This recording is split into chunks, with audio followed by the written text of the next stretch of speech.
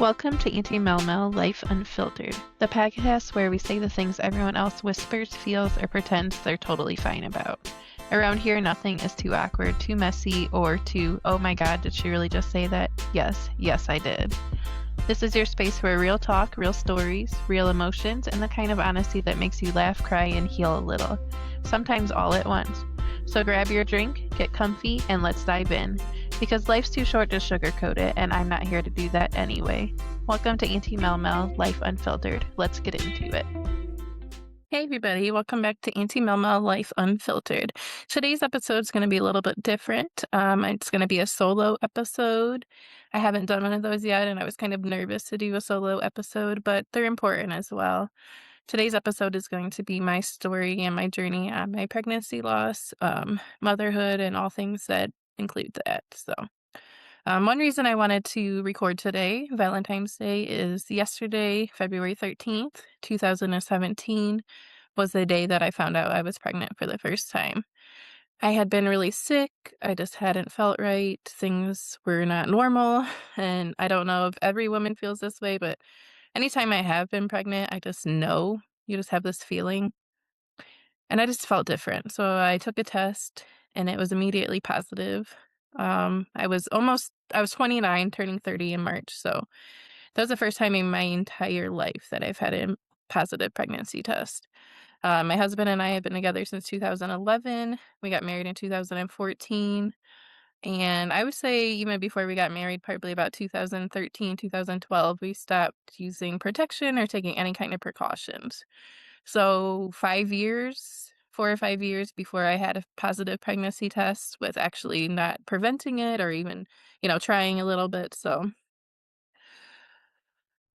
I was shocked, um, excited, hopeful, and thought, this is it. I finally get to be a mom. My entire life, that's been my thing. I've always been good around children. Children are comfortable with me. Growing up as a young kid, preteen, teenager, I always babysat. I always loved being around kids. I think out of all of my friends, I was the one that everyone thought would be the mom and the wife. And yeah, so let's back up a little bit and go a little further into my story. And just a pre-warning, this will have some pregnancy loss, obviously. I will go into detail. I'm not going to sugarcoat anything. So if you're not comfortable with that, feel free to skip this episode. But I did kind of want to give a little content warning.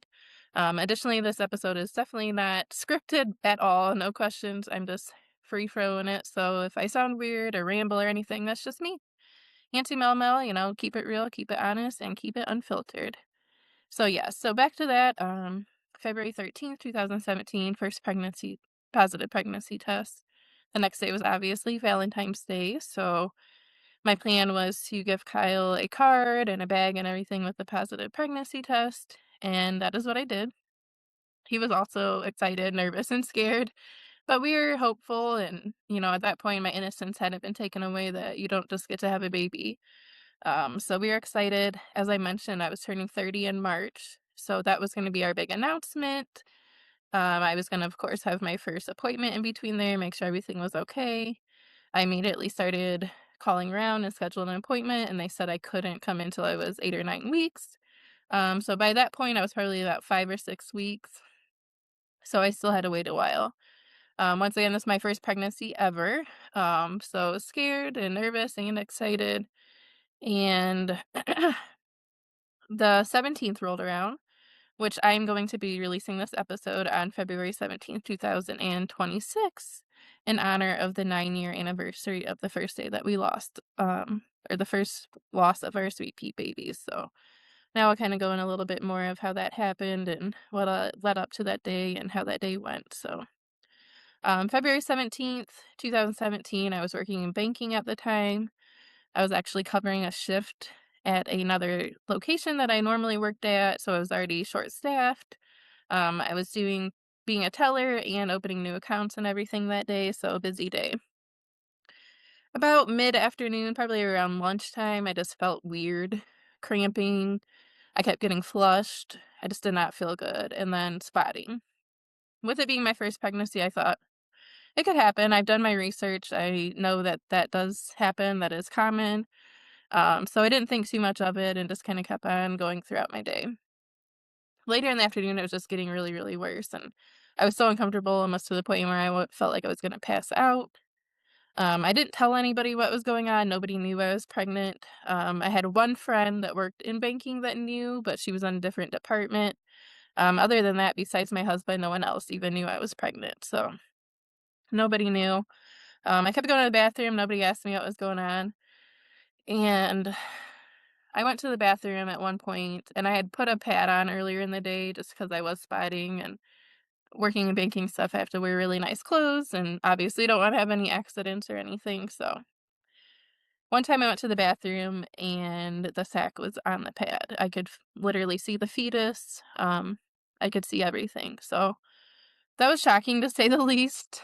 I didn't know what to do, and I spoke to, someone I went to school with, Megan, previously shared her pregnancy loss story that I, actually released last week sometime, and she said the same thing, like, "What are we supposed to do? Are you supposed to have a funeral? Are you supposed to bury it? What?" And, I made the same decision that she did and flushed it. I what else are you supposed to do? And we talked about this in that episode, like, you're not informed on this. You have sex ed, you have everything like that when you're younger, everyone's sunshine and rainbows around pregnancy. No one talks about the losses. No one talks about what to do and what to go through. So that is the main reason I started this podcast is because I honor my sweet pea babies. That's what we call our angel babies. And I've shared my story over time and it's helped me heal in ways I never expected to heal. I've had so many people reach out to me and say, you sharing your story made me want to share my story, or it made me feel that I'm not alone, and I'm so thankful for that. Not everybody's comfortable talking about it, and I would never push that on anybody, and I completely understand. But if you ever do want to talk about it, I'm here. So, but let's get back on track. Squirrel moment here. um, so yeah, I flushed it and went back to work like nothing happened. Uh, yeah. To say it was hard to focus the afternoon was an understatement, but like I said, we were short-staffed already. I didn't know what to do. I didn't know who to talk to. Looking back, I wish I would have said something like, "Hey, this just happened to me." There's a moment that happened that day that forever scarred me. Makes me feel really horrible still to this day. I'm sorry. I didn't expect to get emotional doing this, but that's real and honest, so. But okay. So when we wait on customers, you're not supposed to sit. I would never sit to wait on a customer, and, someone else that worked in the bank came down to do a deposit or something, and I stayed seating, and she had she said, "I in my day, they would have never let us sit down." Like, "Bitch, you have no idea that I just fucking flushed my child down the toilet, and I'm here working." So, like, I wish I could go back and say something to her. I wish I would have told somebody what was happening to me, but I didn't know what to do. And, I just kinda kept going. I know I had to open a couple of bank accounts that day. It was rough. As soon as I got home, we weren't supposed to have our phones on at all. We had to keep them off in our lockers. I tried to text my husband and let him know what was going on secretly without getting in trouble. But as soon as I got home, we went to the ER. I'm not gonna name the hospital, but I don't have good experience with this hospital. Um, yeah, most hospitals, especially ERs, don't really know how to act when a woman comes in with a pregnancy loss.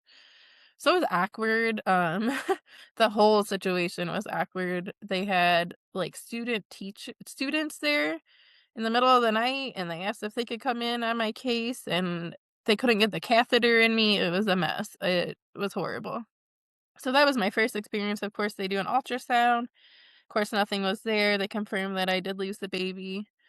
Um, but as I had mentioned, I had kept the appointment with that new doctor for my pregnancy loss, so I still went to it. I didn't think to cancel it. I was immediately met with anger and frustration that I kept my appointment. The nurse that took me in the back and I told her that I lost the baby, she immediately went, "Really? You should have called and told us and canceled because now you screwed up our entire day. This is not the type of appointment we would have gave you." Like, "What, bitch? Whoa, whoa, whoa, whoa, whoa." So I was immediately taken back, like, wow, okay. So she takes me into the room where the doctor's gonna come. He comes in, takes one look at me, doesn't really ask me much at all, and says, "Well, you're overweight. This thing's happened, so try again and we'll go from there." I left the room. Okay, okay. No answers, no comfort, nothing. I was actually made to feel bad for being who I was and not canceling my appointment. And to make matters worse, there was a woman that I went to school with that was my arch nemesis, during high school and things like that, and she worked there, so I was already super uncomfortable when I saw her. Yeah, that just was not cool. So, my 30th birthday was coming up in March. I was definitely depressed.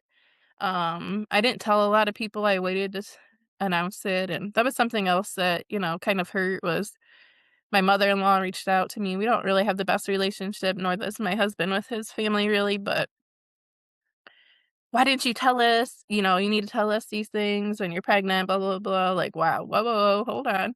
So all of that started, all these feelings, and like nobody cared, but they did care. Like my mom was always there, and some of my best friends are always there. And of course, my husband cared so much. Like he was my rock through it all. And even though he kind of kept his feelings inside, he made sure I could break and, feel everything that I wanted to feel and took care of me. But you just have to go back to work, act like nothing happened. And so that was in February of 2017. I didn't get pregnant again until November of that year. Most of the time I was pregnant, I didn't know right away, which really sucks. Because if I would have known, maybe things would be different. But November, once again, by December, I was losing the baby. I did go to the ER every time.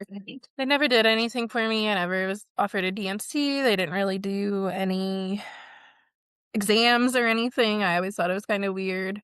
So I always had to go through my miscarriages, at home, all natural. Um, One thing that they don't tell you with miscarriage, and a lot of people probably don't realize, is you go through labor.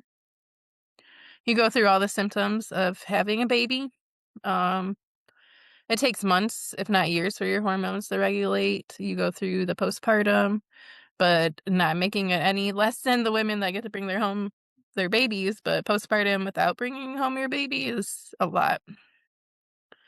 So, fast forward a little bit, um, in 2018, I got pregnant, I think, in July, and then I lost another one in December that year as well. I'm sorry, the dates kinda get mumbled together because and it's not that I don't care, but I think it's how we cope is just kinda think about it and try to push through, and it keeps happening and keeps happening.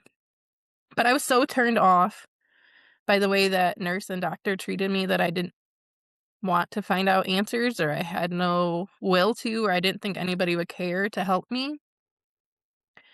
And 2019, there's definitely some losses in between there, but July 2019, I had suffered another loss.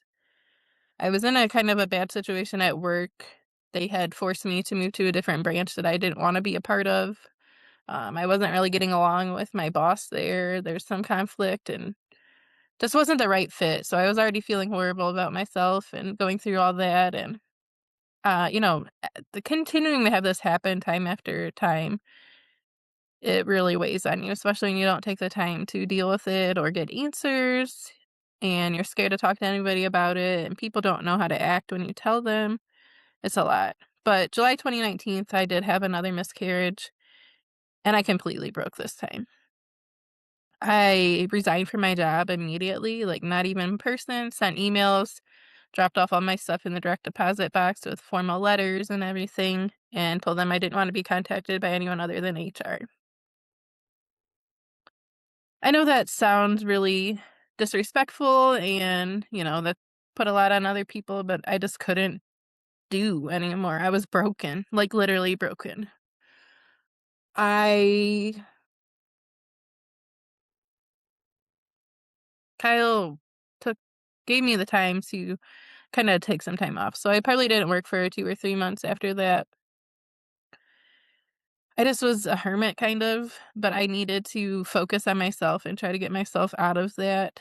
Um, I know therapy is available and it's so grand and wonderful, but when you don't have a lot of money or insurance, you can't just go to a therapist, and a lot of times they don't even take insurance anyway, so It's hard. So I started a blog where I was just writing my feelings and everything. I didn't care who read it. It wasn't for anybody in particular. I'm not good at speaking or grammar, obviously.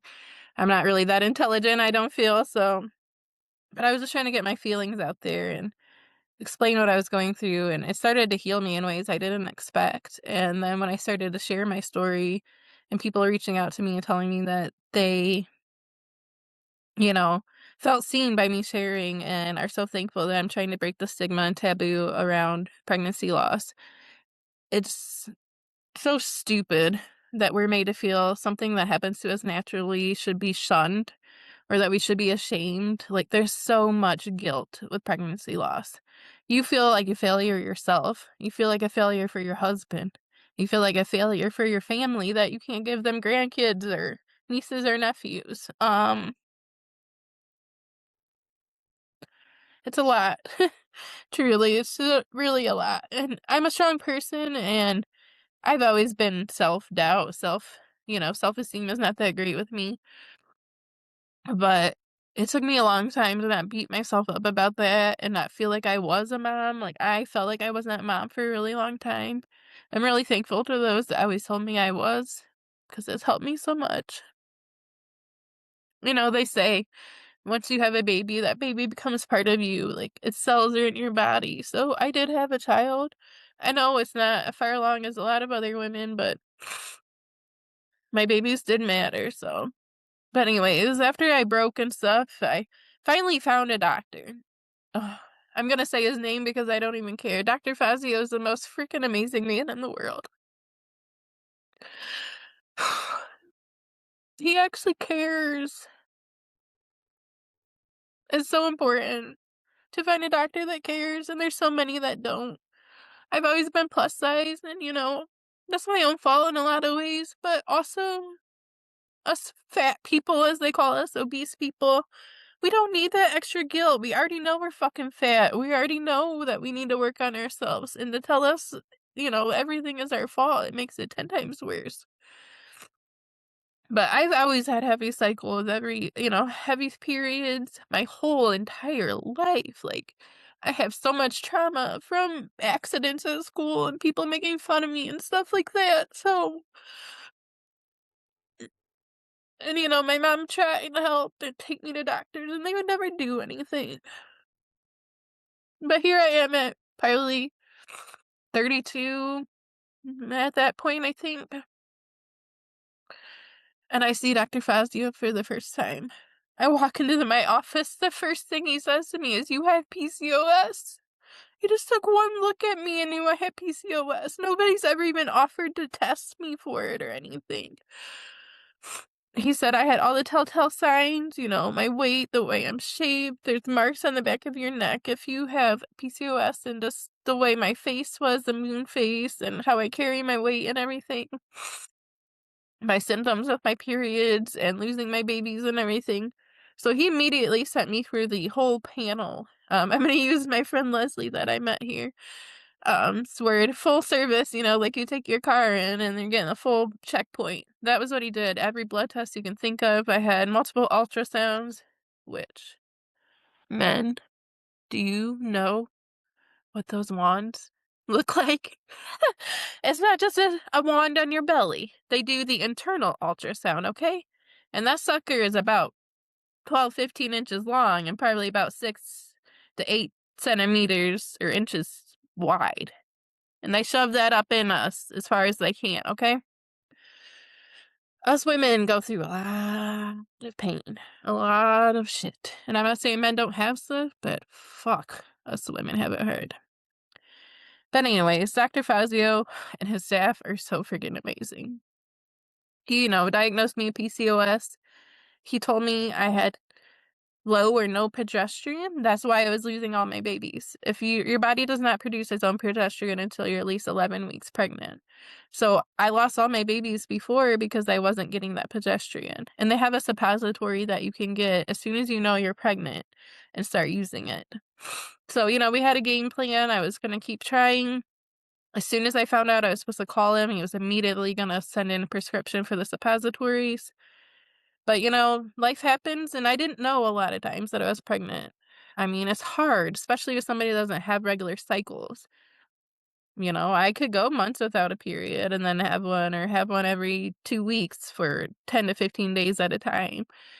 So, unfortunately, we'll fast forward a while and we're at about 7 losses now. I go back to see Dr. Fazio. I talk to my husband. It's something I was thinking about for a long time is this would have been 2024. Yeah, crazy, it's 2026. 2024, so about March 2024. I had made the decision that I wanted to go see Dr. Fazio to see what my options were to no longer try. Hysterectomy, tubal ligation, what could I do to not get pregnant anymore? And trust me, that decision was not made lightly. I still want to be a mom. But the physical, especially and mental traumas that I went through losing 8 babies, well, 7 at this point, was too much. I couldn't put myself through that again. As I mentioned, when you have a pregnancy loss, you go through labor, you have all the hormonal changes. It doesn't matter if you're like 3 weeks or 25 weeks.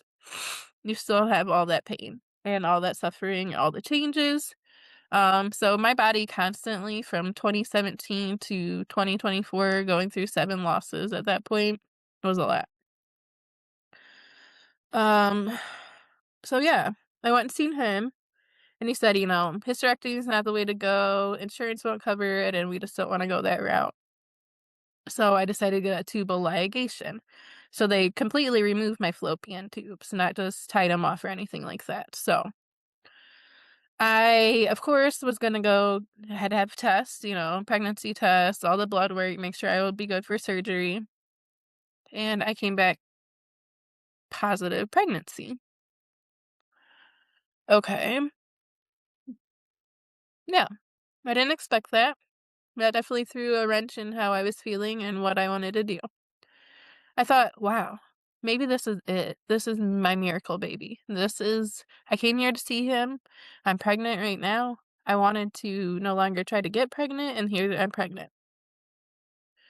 Of course, they sent me for that horrible ultrasound and everything else, and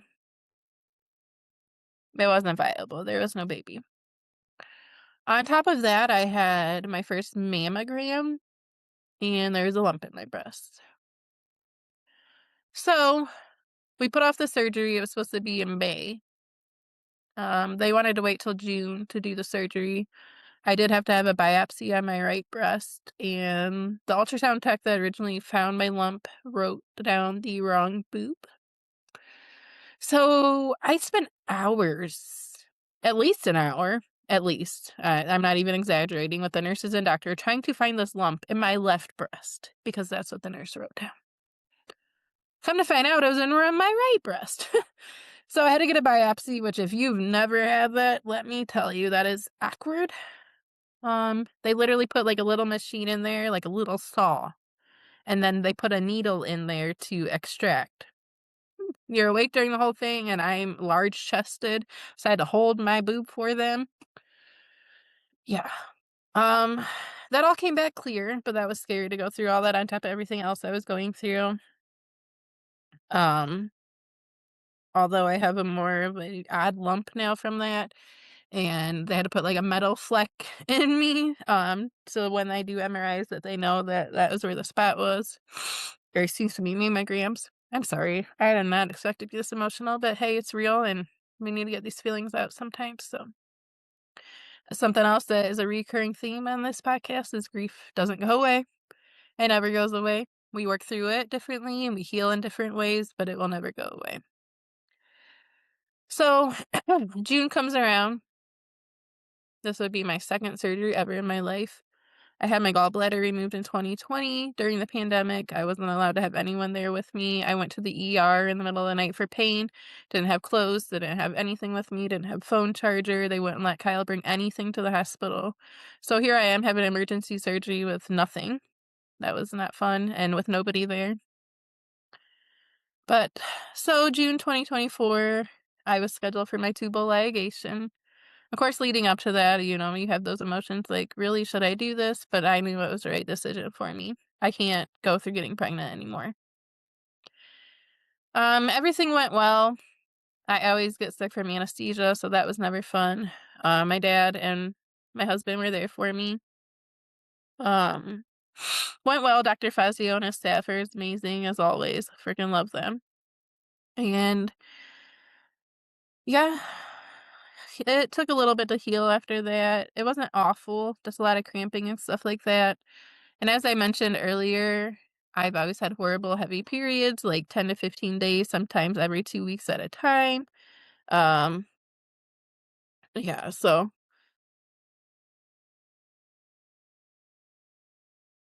I tried to join some local support groups. They just weren't the right fit. I'm not super religious, and this one I finally found was everyone there went to church and was super religious. Not that I'm putting anybody down that's like that, but that's just not my cup of tea.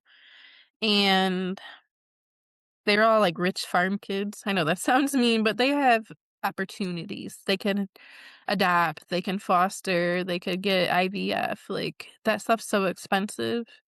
Um, Adoption, they go off of your BMI, your credit score, all of that. So I don't see that ever at being something that I can do.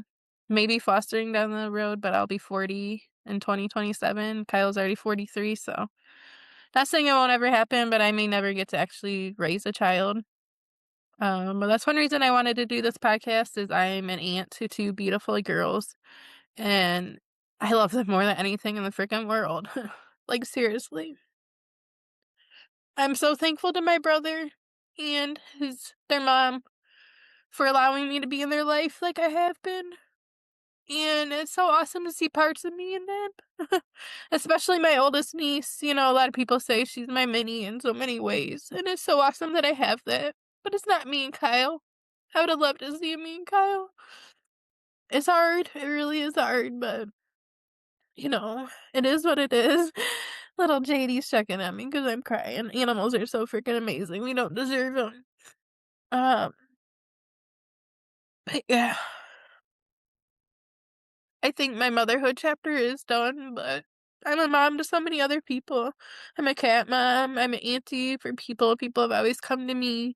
I've always been that one that people come to and they can talk to me, and I try not to judge. I try to just listen and be there, and life happens, shit happens. I never judge people for addictions or getting in trouble with the law or anything like that. Like, we all are fucking human. We all need to be a little more compassionate and caring to each other.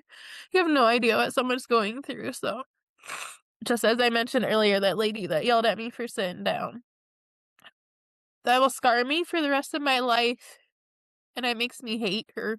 I shouldn't hate her, but I do. I've lost friends and families over my losses. I had a cousin that was like a brother to me. That him and his wife unfortunately lost a child after it was born. And, they made me feel like my losses didn't matter and that I shouldn't talk about them. That's horrible. Yes, your child was alive, and I'm sure it's 10 times worse. But my losses matter. They were important. I've lost friends. A friend I had for 30 years, this isn't the main reason we no longer speak, but she got pregnant, she could always have kids easily, never had any issues, no losses, never experienced any trauma with her pregnancies or anything, and she got pregnant with her third kid, and she couldn't understand why I couldn't come to her baby shower. It was right after one of my losses, and just the fact that she made it about her, and she couldn't see my side of it, like, it hurts. It hurts when you see people do pregnancy announcements. It's not that we're not happy for them, but that jealousy is there and you can't help it. You just think, "Why me? Why can't it be me?" Especially when people abuse their children or people that are not great parents that just keep having kids. Like, why do they get to have kids? Like, I would be such an amazing mom. My husband would be a great dad, but it just wasn't meant to be.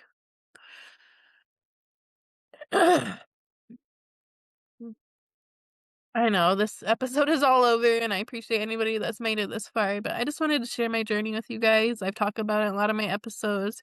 I've done other podcasts on my story. As I shared, I used to have a blog, a website. It's still up there, but I haven't done anything with it a long time. But this is why. This is my why for Auntie Mel Mel Life Unfiltered. It all stemmed from me losing our Sweetpea babies, as we call them. Um, how I went through all that, knowing me sharing my story helps others. I don't wanna be rich or famous doing this podcast. I don't expect money out of it. I don't claim to be a professional, and I'm not a professional. I just want people to have that safe space, share their stories, have a platform where they feel comfortable, like, come sit down with a friend, you know? I've had people say to me, "Oh, you talk too much to your guest, or you don't let them speak enough." That's the point of my podcast. It's a conversational podcast. We're here to talk, like sitting down with a best friend and just hanging out. If that's not your thing, that's cool. I don't expect it to be for everybody. There's people in my family that have never even mentioned my podcast to me, and I won't push it on them, and I'm sure they probably think, "She'll never do this," but here I am. This is something I needed to do for myself, and I'm so beyond proud of myself, and it takes a lot for me to say that, as I am somebody that does not gloat or has a big ego. But I'm proud of what I'm doing. It's helping me, and I know it's helping others. I have people reach out to me and say they've shared stuff with me they've never shared with other people. They're able to share that on this platform for me to release for everybody to hear, and that is so powerful. So, thank you all again so much for your support, and I love you all, and anybody that supports me all the way. I have no idea how grateful I am for you. So, thank you again for being here with me. Um, If this episode resonated with you, of course, reach out or share it. If you know anybody that may be going through a loss that you think would want to talk to me, feel free to send them my information. Once again, I'm not going to push anything on anybody, but please know you're not alone. It doesn't matter if you're pregnant for 2 days or if your baby was a year old. Like, pregnancy loss matters, infant loss matters. It shouldn't be so taboo, and we really need to break the stigma on that. Well, until next time, Mel Mel signing off.